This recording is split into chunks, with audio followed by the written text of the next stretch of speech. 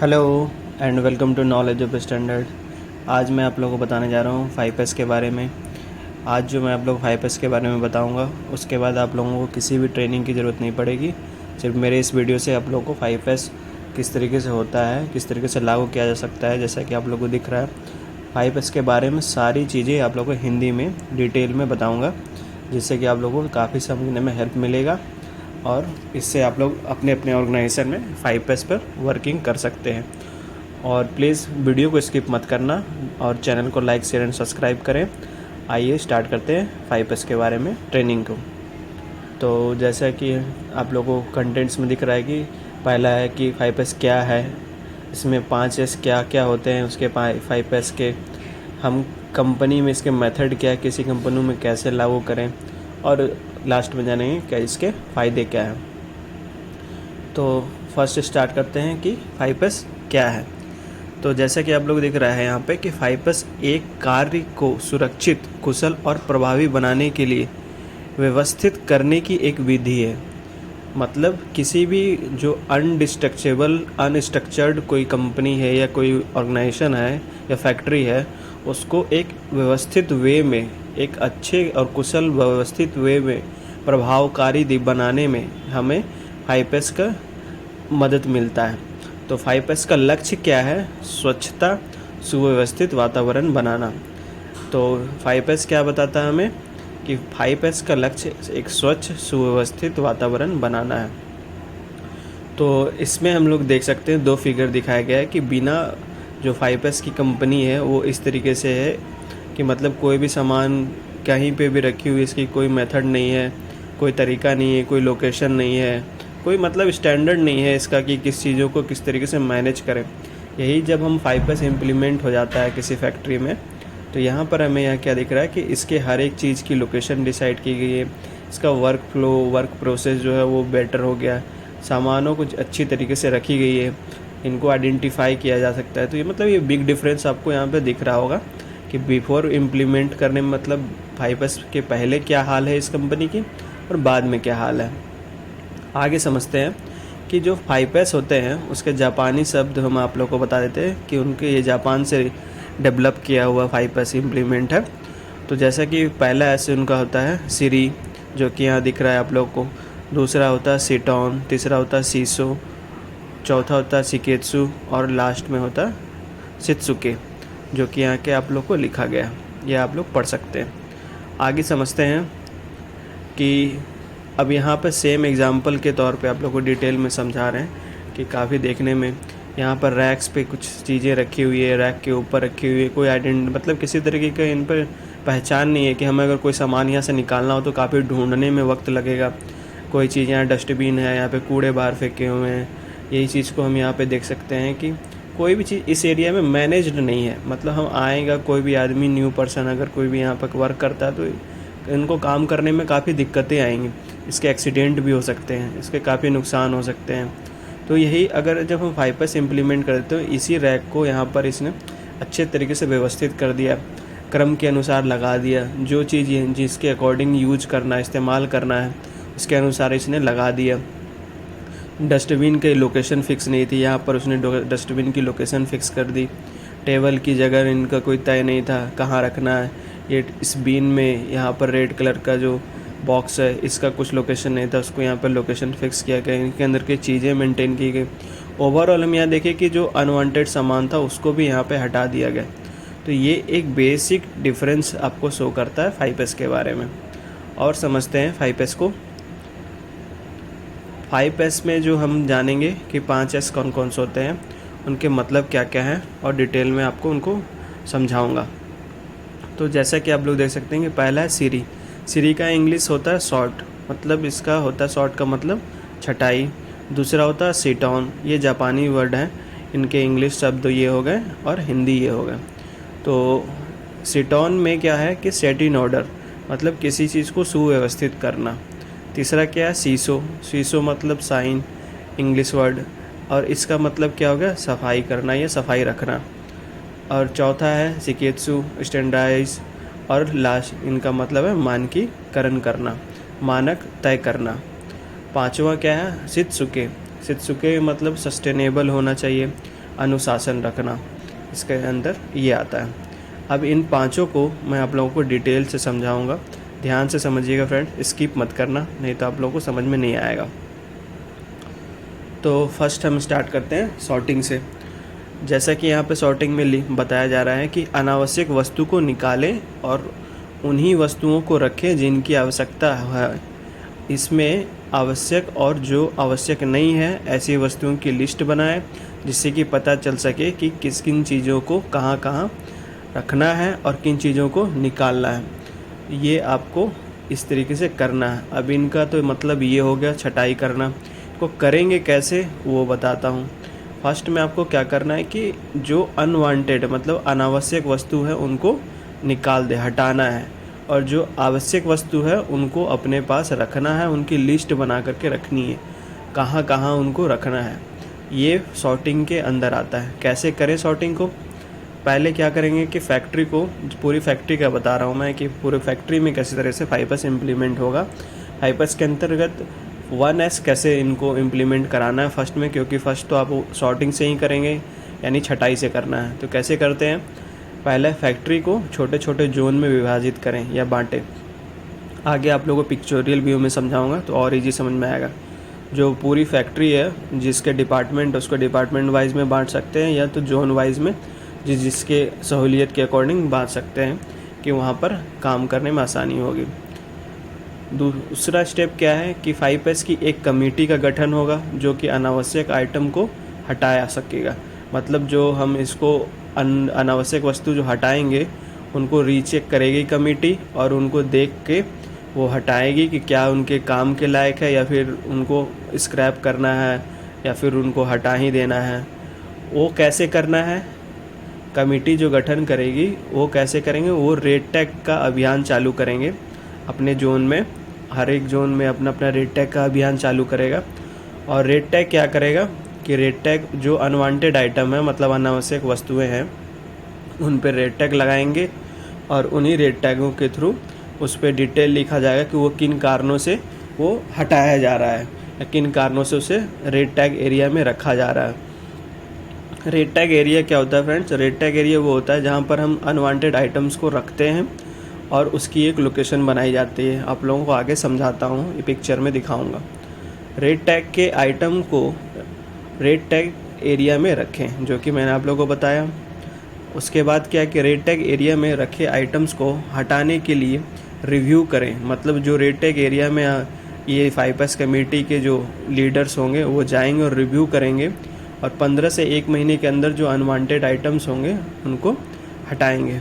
आइए समझाता हूँ आप लोगों को पिक्चर्स के थ्रू। जैसे कि ये फैक्ट्री है, ये फैक्ट्री को जोन्स में बांटा गया है, 6 जोन्स में, 1 2 3 4 5 6 जोन्स में बांटा गया। कलर कोड के अकॉर्डिंग समझाने के लिए किया गया। इस तरीके से आप अपने फैक्ट्री में इम्प्लीमेंट कर सकते हैं। ये एक नक्शा ही है, नक्शे को जोन्स में डिवाइड कर दिया गया। पहला स्टेप ये हो गया। दूसरा स्टेप क्या है कि जो 5S कमेटी का गठन करना है कि किन किन जोन्स में कौन कौन से लीडर हैं, कौन कौन से उसके मेंबर्स रहेंगे, कौन उनके चैम्पियंस होंगे, कौन उनके जो सुपर चैम्पियंस होंगे। मतलब ओवरऑल एक कमेटी के हेड होंगे जिनको पूरी इन नीचे जो जोन्स हैं उनको देख रेख में रखा जाएगा। इनका जो लीड किया जाएगा वो इनके अकॉर्डिंग ही होगा, फॉलोअप इनके अकॉर्डिंग होगा हेड के थ्रू, कि इनकी क्या क्या प्रोग्रेस रिपोर्ट है वो इनके थ्रू चलेगी 5S को लेकर के। तो ओवरऑल एक इस बेसिक स्ट्रक्चर एग्जांपल के लिए समझाया हूँ कि जिस तरीके से बनता है। दूसरा स्टेप, अगर आपकी 5S की कमेटी की गठन हो जाती है तो अब इसमें हम रेड टैग कैसे करते हैं, वो एक आपको रेड टैग दिखा रहा हूँ यहाँ पर एग्जाम्पल के लिए कि इसको क्या करते हैं। 5S में जो रेड टैग होता है उसमें जो भी देखा जाए डेट डालिए, टैग बाय कौन कर रहा है उसमें वहाँ पे लिखना है, कौन सा आइटम आपको हटाना है आइटम डिस्क्रिप्शन में डालेंगे, किस डिपार्टमेंट से है या जोन से है वो डालेंगे, आइटम किस टाइप के हैं, रॉ मटेरियल है, फिनिश गुड है, WIP है, मशीनिंग पार्ट है, स्क्रैप है, इंस्ट्रूमेंट है, इक्विपमेंट है, अदर्स किसी भी टाइप का हो सकता है। रीज़न क्या है इसको रेड टैग करने का वो भी इसमें देखना है। उसके बाद रीजन्स में आप इसमें टिक करेंगे। उसके बाद क्या करेंगे, एक्शन क्या लेना है वो कमेटी डिसाइड करेगी 5S कमेटी की, कहाँ इसे हटाना है। इस तरीके से फुलफिल किया जाएगा टैग नंबर के साथ। यहाँ पे सिग्नेचर भी कर सकते हैं। तो ये आपको एग्जाम्पल से समझाया।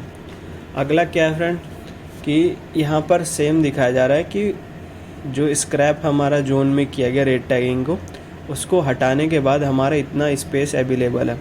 अब ये जो अनवांटेड आइटम है, अनावश्यक सामान है, हम इस रेड टैग वाले जो एरिया में इनको रख देंगे। मैंने एग्जांपल के लिए समझा रखा है, आप लोग इसी तरीके से अपने फैक्ट्री में बना सकते हैं।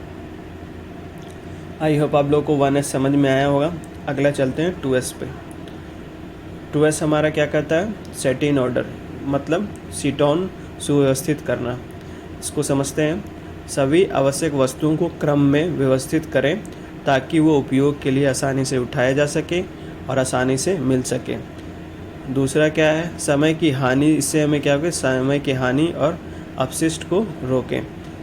जो भी हमारा सामान हम किसी को बना रहे हैं या फिर रख रहे हैं, उसकी एक लोकेशन बनाई जाएगी, उसको उस तरीके से रखा जाएगा कि उन्हें आसानी से ढूंढा जा सके, आसानी से मिल सके। इससे हमें समय की बचत हो जाएगी। उसके बाद क्या है कि आवश्यक वस्तुओं को ढूंढना और चुनना आसान बनाना, ये भी हमें हेल्प हो जाता है। इसके लिए आवश्यकता अनुसार साइन बोर्ड और टैग का इस्तेमाल करें और सभी चीज़ों के लिए अपनी विशेषता अनुसार जगह करें। बाद में वो सभी चीज़ों अपनी अपनी जगह पर रखें। इसमें कहने का मतलब ये है फ्रेंड्स कि आप जो भी आइटम्स को आइडेंटिफाई कर रहे हैं उनको उसके अकॉर्डिंग रखें कि वो उस टाइम पे मिल जाए। मतलब उनके ऊपर कोई लोकेशन दिया जाए या फिर उनके ऊपर कोई मार्किंग किया जाए या कोई पीले टेप से उस पर मार्किंग किया जाए, उसके ऊपर नंबर लिखा जाए या नेम लिखा जाए, कोई कोड लिखा जाए, जिससे कि हमको आसानी से उन चीज़ों के बारे में पता चल सके कि ये सामान यहाँ रखा हुआ है, ये सामान ये यहाँ रखा हुआ है। जिस तरीके से हम अपने घर में या मेडिकल स्टोर में दवाइयों के लिए इस्तेमाल करते हैं। आगे समझते हैं कि क्या है कि कोई भी वस्तुओं का उपयोग करने के बाद उन वस्तुओं को सही तरीके से अपने निर्धारित स्थान पर, जगह पर रखें। मतलब जो सामान के लिए जो लोकेशन हम बनाए हैं 2S में, उसी के अकॉर्डिंग हम उनको फॉलो अप करेंगे और रखेंगे उसी जगह पर वापस इस्तेमाल के बाद। यहाँ पर हम क्या करेंगे? आओ पहले सेवा कार्य के आधार पर सुनिश्चित करेंगे। मतलब फीफो वाला इम्प्लीमेंटेशन की बात हो रही है यहाँ पर कि फीफो लगाएंगे। पहले कोई पार्ट आ रहा है उसको पहले उठाएंगे और जो कोई बाद में आ रहा है उसको बाद में इस्तेमाल करेंगे। इस तरीके का यहाँ पे सेट इन ऑर्डर में बताया जा रहा है। फर्स्ट आएंगे तो फर्स्ट पे उसको वर्क करेंगे, नहीं तो जो लास्ट में आएंगे उस पर लास्ट पे वर्क करेंगे। ये सिस्टम की बात सेट इन ऑर्डर में की जा रही है। आगे समझते हैं एग्जाम्पल से। जैसे कि यहाँ पर दूसरे एस में यहाँ पर एक रैक लिया गया है। रैक में बहुत सारे आइटम्स हैं, कुछ इधर पड़े हुए हैं, कुछ ऊपर हैं। अगर इस लड़की को यहाँ पे कोई सामान ढूंढना है, किसी एक पर्टिकुलर आइटम को, किसी एक सामान को जो इसको ज़रूरत है, वो यहाँ इसे नहीं मिल सकती। क्यों? क्योंकि इस पर किसी की लोकेशन ही फिक्स नहीं है, कोई आइडेंटिफिकेशन ही नहीं है। अब इसमें समझते हैं कि इन्होंने क्या किया कि हर एक रैक पर एक मार्किंग या आइडेंटिफिकेशन कर दिया। अब इस लड़की को अगर कोई भी सामान अपने रिक्वायरमेंट के अनुसार ढूंढनी है, अपनी ज़रूरत के अनुसार, जैसे इन्होंने 2x2 का यहाँ पर लिखा हुआ कि इनको ज़रूरत है, तो 2x2 रैक में ये जाएंगे, यहाँ से इनको मिल जाएगा एक बार में। इनको पहले की तरह पूरे रैक को ढूंढना नहीं पड़ेगा, कोई डिस्प्ले के अकॉर्डिंग जो सामने लिखा हुआ ईजिली यहाँ से पा सकती है। अब इसी तरीके से समझते हैं कि फिज़िकली एग्जांपल जो ज़्यादा होती है इंडस्ट्रीज़ में, एक टूल बॉक्स है। टूल बॉक्स में बहुत सारे इंस्ट्रूमेंट है जो कि कुछ भी इनमें मिक्सअप है, कुछ भी पता नहीं चल रहा कहाँ पर स्पैनर है, कहाँ पे राउंड स्पैनर है, कहीं पे हैमर है, कहीं पे पिलास है या फिर कुछ भी। यहाँ पर कोई भी स्पैनर यहाँ पर इजीली गेट नहीं हो सकता, लेकिन इसको हम शैडो बोर्ड के थ्रू इम्प्लीमेंट कर दिया जाए। इनकी लोकेशन फिक्स कर दी गई शैडो बोर्ड के थ्रू, इनको हैंग करके लगा दिया गया एज पर इनकी जो रिक्वायरमेंट होगी, तो हमें ईज़िली यहाँ पे खोजने में समय नहीं लगेगा, जो कि यहाँ पे हमें खोजने में काफ़ी टाइम लग सकता है। तो ये हमारा 2S का एग्जांपल था, आप लोगों को समझ में आया होगा।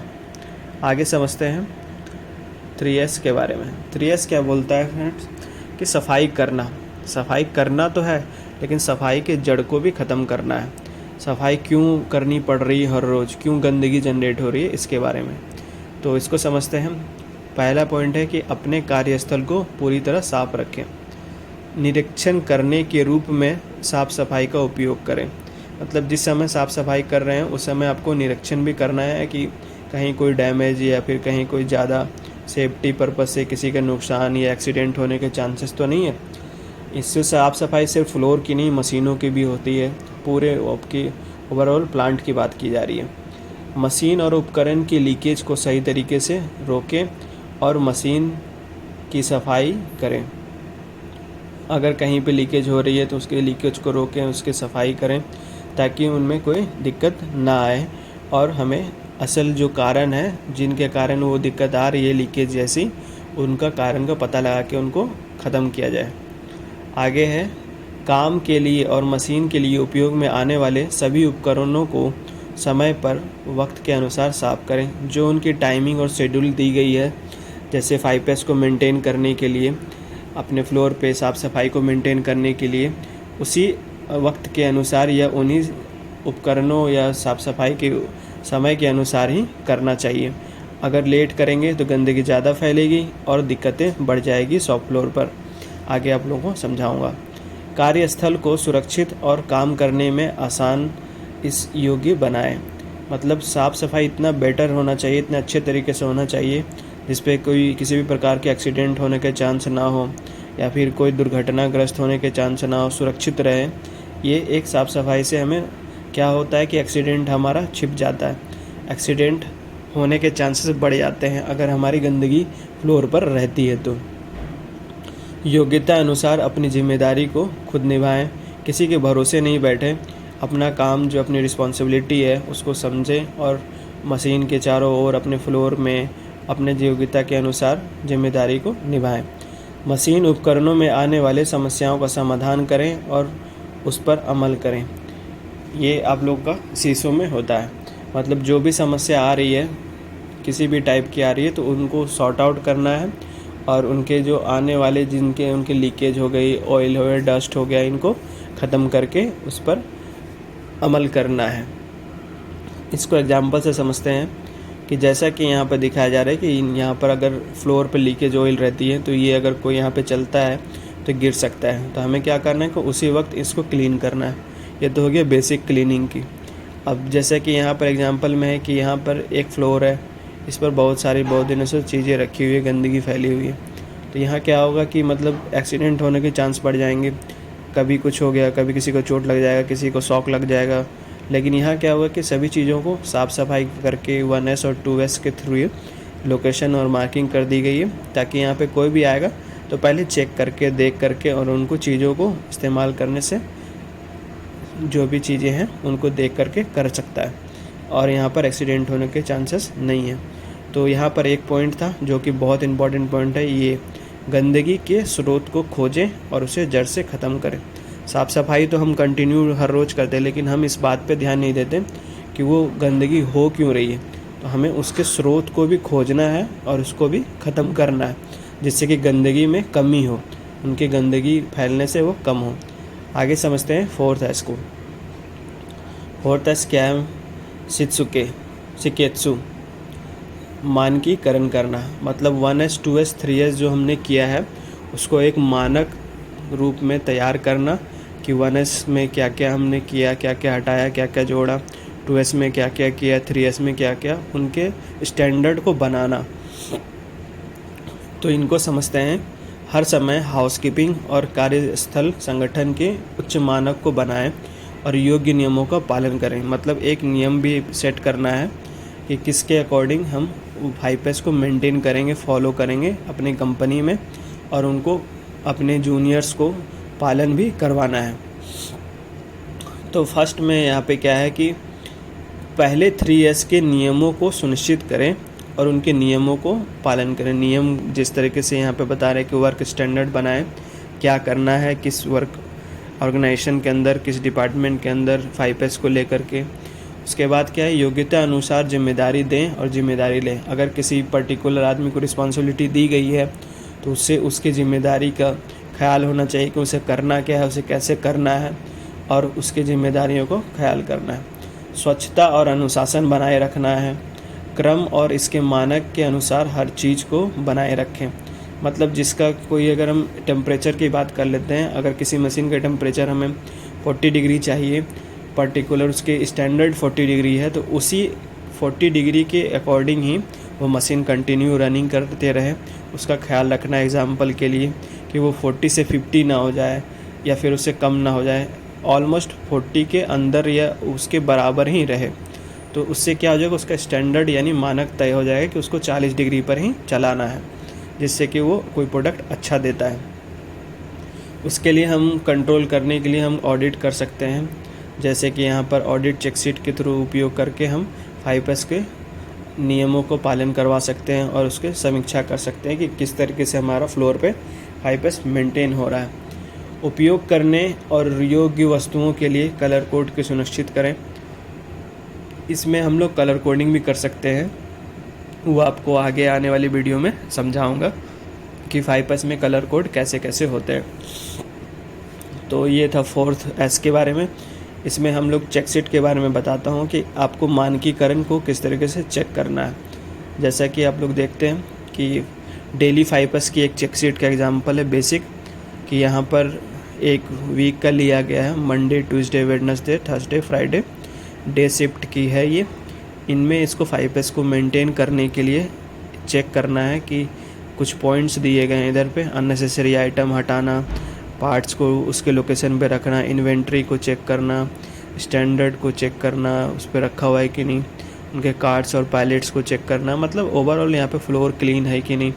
सिर्फ 5S के 1S 2S 3S के स्टैंडर्ड को यहाँ पे दिखाया गया, जो हमने किया है उसको नोट करके उनको डेली चेक करना कि वो किस लेवल पे, 1 नंबर पे है या 2 नंबर पे, अच्छा है या फिर बहुत अच्छा है या फिर बहुत बहुत अच्छा है। इनके अनुसार आप कैटेगरी करके उनको डेली इंस्पेक्शन कर सकते हैं, डेली 5S चेकशीट के अकॉर्डिंग। आगे समझते हैं फ्रेंड लास्ट हमारा सस्टेन के बारे में। सस्टेन क्या होता है, शित्सुके होता है, जिसका मतलब है अनुशासन रखना। अनुशासन रखना क्या है, इसको समझते हैं। कार्य योग्य समय और कार्य प्रणाली अनुसार करें। जिस तरीके का कार्य है उसके अकॉर्डिंग वहाँ पर योग्य आदमी को लगाएं, उसके अकॉर्डिंग उसको कोई टाइम दी गई है उस ऑपरेशन को, उस टाइम के अकॉर्डिंग उस पर काम करें, उससे टाइम से ज़्यादा समय नहीं ले, जितना उनको सेट टाइम दिया गया है उसके अकॉर्डिंग काम करें। यानी कहने का मतलब वर्क इंस्ट्रक्शन को फॉलो करें, जो भी आपके वर्क इंस्ट्रक्शन दिए गए हैं किसी भी ऑपरेशन या अपने फ्लोर पर। दूसरों के साथ भी बिना बताए उनके भी काम में मदद करें, मतलब किसी को किसी भी तरह की दिक्कत हो रही है फ्लोर पर, कि उससे अगर नहीं हो रही, उससे कोई चैलेंज आ रही है कि इसको करने में दिक्कत है, उनकी मदद करें। तो उससे क्या होता है कि उनका मोरल डेवलप होता है, मतलब मोटिवेशन मिलता है कि अच्छी फ्लोर पर 5S को लेकर के एक अच्छी इन्वायरमेंट बनती है कि कर्मचारी एक दूसरे की मदद करने के लिए तैयार रहते हैं। आगे क्या है कि अपने सभी कर्मचारियों को योग्य प्रशिक्षण दें, यानी ट्रेनिंग दें, कि उनको 5S के बारे में जागरूकता फैलाएं कि उनको कैसे करना है, 1S क्या होता है, 2S क्या होता है, 3S क्या होता है, उनकी दिक्कतों को जानना है, उनको जो भी दिया जा सकता है फैसिलिटी उनको देना है, मतलब ओवरऑल उनको ट्रेनिंग देनी है 5S के बारे में, ताकि वो और अच्छे से उनको आपके फ्लोर को, आपके फैक्ट्री को डेवलप कर सके और सुव्यवस्थित बना सके। आगे क्या है, अपने सभी कर्मचारियों को जिम्मेदारी के साथ काम करने के लिए प्रोत्साहित करना, जो कि मोटिवेशन में आपको बताया हूँ। उनको मोटिवेट भी करना है कि हमें इनको करके दिखाना है, एक चैलेंज देना है, टारगेट लेके चलना है कि हम इस वक्त इस लेवल पे हैं, अगले लेवल पे जाना है तो उसके लिए हमें क्या क्या कर सकते हैं। आत्मानुशासन बनाएं, सेल्फ डिसिप्लिन जिसको बोलते हैं कि डिसिप्लिन मेंटेन करना, किसी को वहाँ पर लीडर या बॉस बन के खड़े रहना नहीं पड़े, ऐसा वहाँ पे सिस्टम को फॉलो करवाना है या करना है, कि ऐसा नहीं कि कोई हमारा लीडर या कोई बॉस हो आकर के हमारे ऊपर जब तक हंटर नहीं करेगा, हमें डांटेगा नहीं, शाउटनिंग नहीं करेगा, तब तक हम किसी काम को नहीं करेंगे या फिर पालन नहीं करेंगे किसी नियम का। तो वैसा भी नहीं होना चाहिए। उसके लिए आप नियमित ऑडिट करते रहें कि उनमें क्या क्या हो सकते हैं, जो भी उनमें दिक्कतें आएंगी उससे आपको पता लगेगा और उसके रूट कॉज को ढूंढ करके आप उसको समाप्त कर सकते हैं।